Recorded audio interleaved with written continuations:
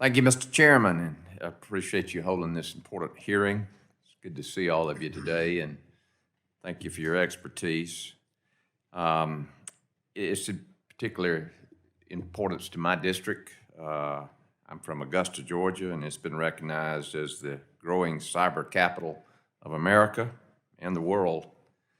Fort Eisenhower is in my district. It hosts the Army Cyber Command of Excellence, or CCOE, which is the Army's force modernization proponent of cyberspace, signal, electronic warfare operations. The CCOE is home to the Army's Cyber School, which trains, education, develops Army cyberspace and electronic warfare workforce. It is also home to the Army Signal School. On a related note, the Army Spectrum Management School is located on the base as well.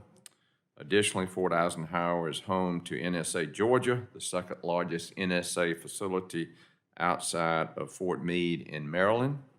In summary, my district is home to thousands of cyber and intelligence soldiers and DoD civilians who conducts daily cyber and intelligence operations in support of military and U.S.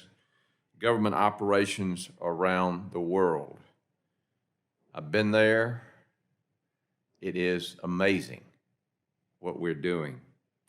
In fact, the combination of NSA Georgia, Army Cyber Command, and its subordinate operational units make Fort Eisenhower the largest cyber and intelligence operations footprint in the United States Army and the second largest joint cyber intel operations footprint in the nation, second only to Fort Meade.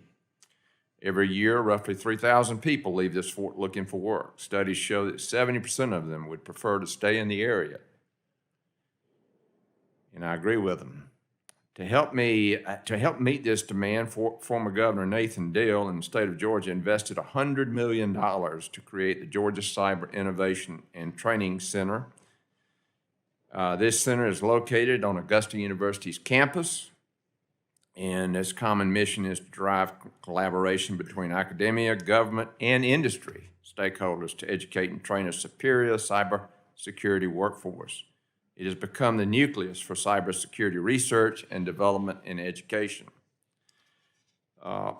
Richburg, Fort Kent has also focused on workforce elements in the cybersecurity space, like we have in Georgia. The human element, as you referred to it in your testimony.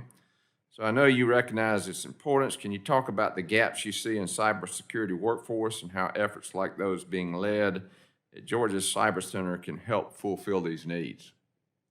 Thank you, sir. And we recognize we actually have created an award-winning online cyber curriculum that starts all the way at basic cyber hygiene and best practices for general users and goes all the way up through expert knowledge that would allow people like transitioning veterans to be able to leave the service with the kind of skills that would allow them to go into a security or network operations center and say, oh yes, I know that equipment, I'm fully productive on day one.